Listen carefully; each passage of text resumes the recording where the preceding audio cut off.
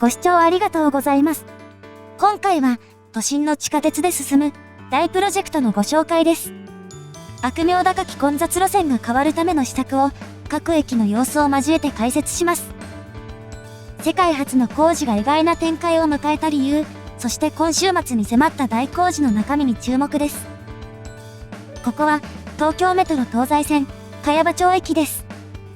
東西線は東京都心を文字通り東西に貫く路線で、両端の西船橋と中野でそれぞれ他車線と相互乗り入れしています。路線の東側のエリアからの通勤通学需要も引き受けているため、朝の中野方面行きは大混雑となります。2019年度には混雑率が 199% を記録し、国内ワーストとなっていました。東京メトロも対策に力を入れており、各駅ではホームが拡幅され、2010年には幅 1.8 メートルのドアを備えた15000系が導入されています。そしてこの駅の中野寄りに気になる場所があります。ここは西船橋方面行きでは後ろから3両目あたりですが、中野方面行きでは先頭です。およそ2両分、40メートルほど停止位置がずれています。西船橋方面行きのホームでは逆方向にもホームが続いているのに対し、中野方面行きのホームではここから先にはフェンスがあります。また、壁面の仕上げも途中でなくなり、コンクリがむき出しです。中野方面行きの停止位置は今年3月に移動されています。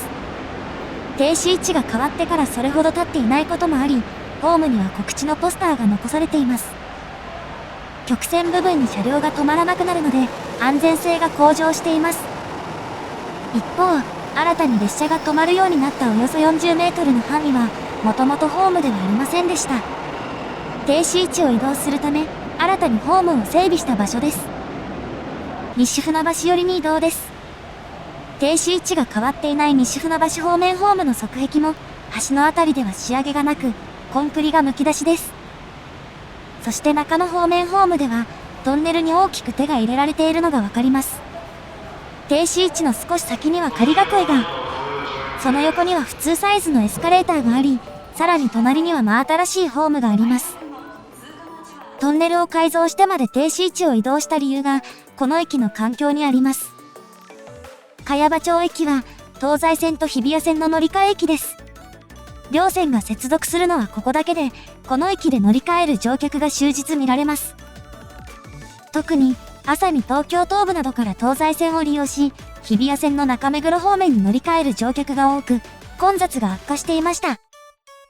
両線のホームは L 字型につながっており、東西線と日比谷線の中目黒方面ホームとを結ぶ動線は、もともと東西線ホームの一番端、西船橋寄りの1カ所だけでした。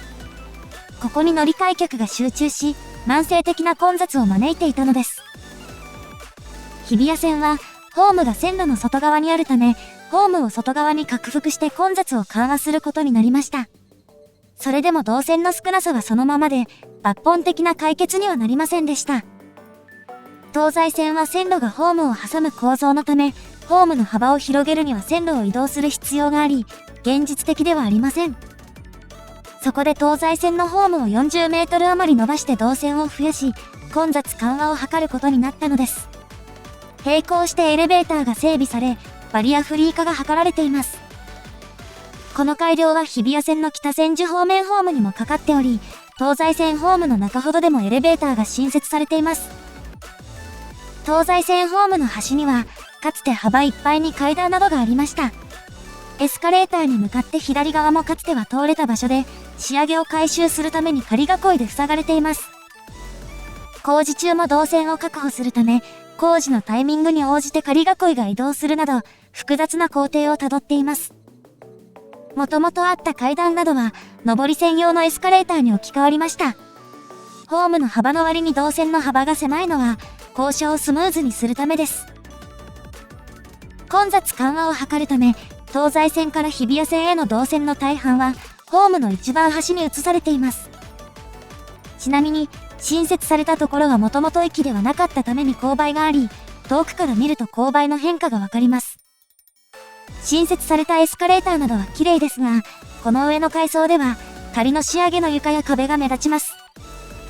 駅事務室の壁も仮設で、奥の壁はコンクリむき出しです。ここで折り返した先に日比谷線のホームがあるというわけです。メインの動線の距離が伸び、乗り換えが不便になりましたが、混雑緩和にはこれしかないです。そして東西線のホームではホームドアの整備が進んでおり、機械を据え付けるための穴を開ける工事が進んでいます。停止位置が変わった後も工事は随所で続いており、完成にはまだ時間がかかりそうです。次の駅が、茅場町の2駅隣、木場駅です。ホームに降りる前から、茅場町駅との違いがわかります。ホームは進行方向右側にありますが、線路がホームを挟んでいた茅場町駅では両方の線路が見えたのに対し、木場駅ではもう一方の線路が見えません。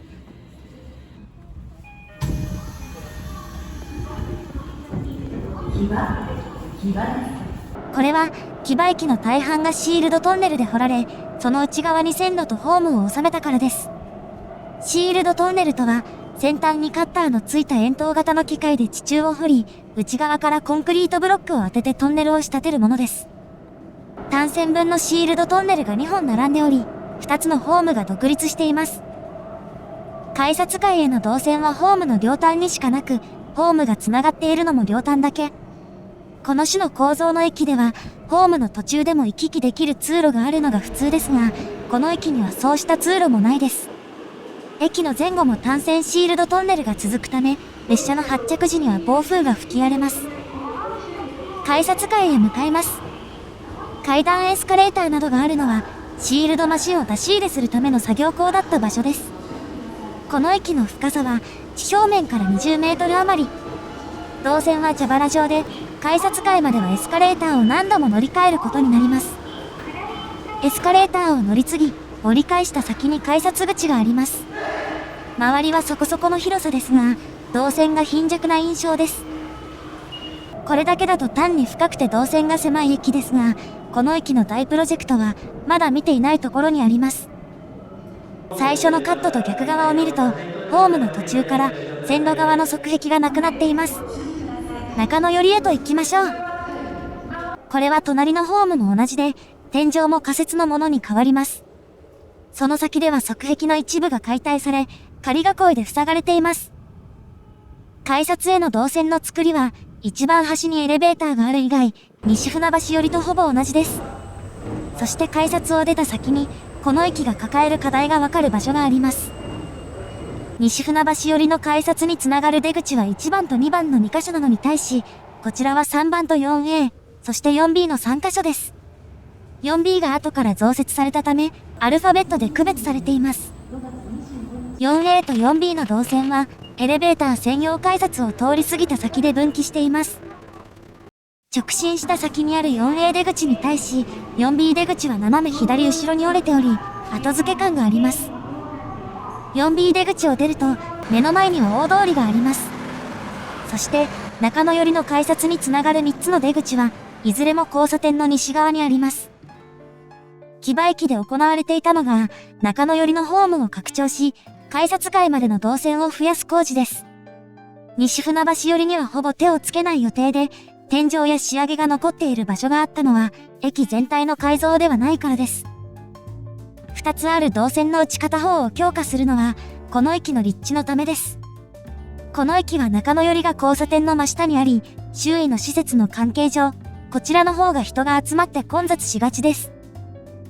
この20年足らずの間に商業施設がオープンするなどし、乗降客数が増えたため、後から出口が追加されています。建設当時はこのような事態は想定できなかったのもありますが、そもそもこの駅のホームや動線が貧弱なのには、また別の理由があります。この駅の前後のシールドトンネルは、両隣の門前仲町と東洋町まで、全長 1.8 キロにわたって続いています。これは、木場駅の両側で交差する運河をくぐるため、トンネルを深くする必要があったからです。今から60年近く前、1967年当時の技術では一度に掘れず、工区が分けられました。この駅の階段やエスカレーターがあるのは、シールドマシンや資材の搬入などに使われる場所です。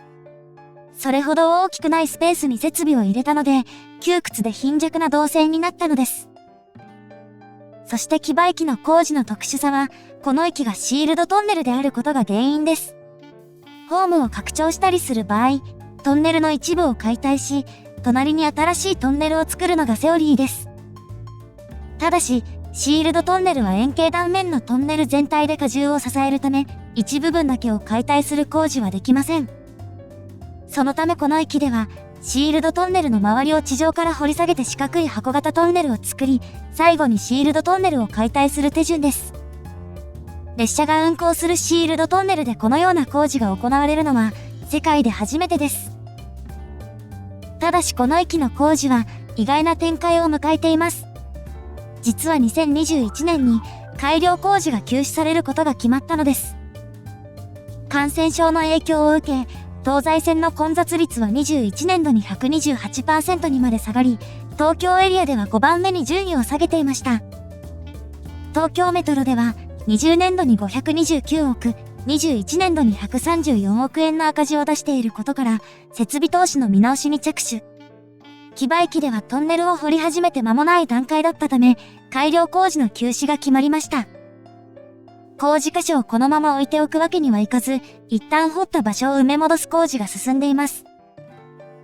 1年余り前には、交差点のあたりの路面はパネルで覆われていました。これは復興板と呼ばれ、地面を掘り下げている間に地上の交通を確保するためのものです。埋め戻しは順調に進み、この辺りの復興板はなくなっています。現在は交差点の東側の埋め戻しが進んでおり、工事前の姿に戻るまで、それほど時間はかからなさそうです。ところが、昨年5月には感染症の扱いが変わり、1ヶ月あたりの訪日外国人がすでに過去最高を記録するなど、需要の回復は鮮明です。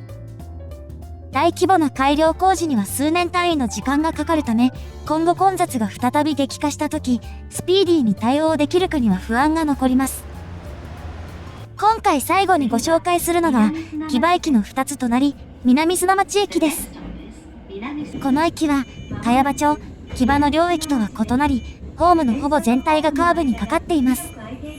こちらでは側壁の仕上げが完全に取り払われ、コンクリートがむき出しになっています。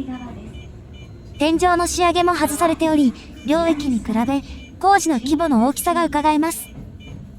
そしてこの駅の改札とを結ぶ動線は、ホームの両端に集中しています。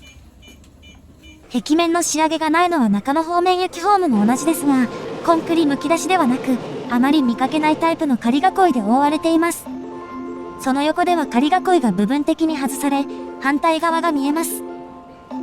さらに後方へ行くと、より広い範囲の仮囲いが外されており、向こうにホームが見えます。そう、あれは新たに増設されているホームです。天井の下に仕上げのパネルがないですが、最近本開業した虎ノ門ヒルズ駅も同様の作りなので、これが完成形の可能性もあります。仮囲いが取り払われた場所は他にもあり、全部で3カ所ほど、反対側のホームがよく見える場所があります。コンクリートをぶち抜く前にテストをしたのか、縁が丸くなっている穴があったり、ホームにある柱が仮囲いで覆われている場所があったりと、駅全体で工事が進みます。そして中野寄りの端では、側壁が完全になくなり、細い柱だけになります。暗くて見づらいですが、柱の奥には線路が敷かれています。奥の部材は簡素な作りで、後であれを取り払い、あの辺りで線路を合流させることになりそうです。また、天井には架線も設置されています。新設したトンネルには上から日光が差しているところがあり、トンネルを塞ぎ終わっておらず、工事にまだ時間がかかりそうに見えますが、そうではありません。南砂町駅では、中野方面行きの線路の隣に線路とホームを増設する工事が進んでいます。これにより、朝ラッシュの中野方面行きが2本の線路を交互に発着できるようになり、遅延を抑制できます。そしてこの工事では、上下線をつなぐ線路も新設される予定で、西船橋寄りの上下線の間にある柱は、すでに壊されています。新設されるホームは今あるホームとは場所がずれており、先ほどは見えなかった西船橋寄りの線路がよく見えます。一方、夕方のラッシュ時の混雑は朝より緩やかです。中野方面の混雑対策だけなら、西船橋方面の線路は1本でよく、上下線をつなぐ線路は不要なはずです。その線路を設ける理由が、この駅の先にあります。東西線は南砂町駅の東側で地上に出て、終点の西船橋まで高架線が続きます。これは当時、沿線が市街地になっておらず、地下線にする必要がなかったのと、地上に出てすぐの場所にある川を鉄橋で渡るためです。そしてこの高架線の最初にある、全長 1.2 キロを超える荒川中川橋梁では、過去には竜巻で列車が転覆したこともあり、悪天候で運休になることもあります。ただし南砂町駅では上下線がつながっておらず、列車の折り返しができないため、ダイヤが乱れた時の折り返しは、隣の東陽町駅で行われています。折り返し運転ができる構造にすることで、ダイヤが乱れた時でも、南砂町まで列車を走らせられるようになります。そしてこの駅は、地下区間で唯一、快速が止まらない駅です。日中は毎時8本と、東西線では本数の少ない駅の一つですが、商業施設のオープンなどもあって乗降客数は増加しており、混雑が激しくなっていました。この駅はほぼ全体がカーブしている上、ホームの幅はおおむね6メートル程度と、少々狭いです。混雑する上に見通しが悪いので、終日駅員が立ち会い、時間帯によっては2名体制になります。空中写真を見ると、あえて大通りから外れている上、駅の西側には急カーブがあります。まっすぐ線路を引かなかった理由は、建設当時、運河の真下に駅を作ったからです。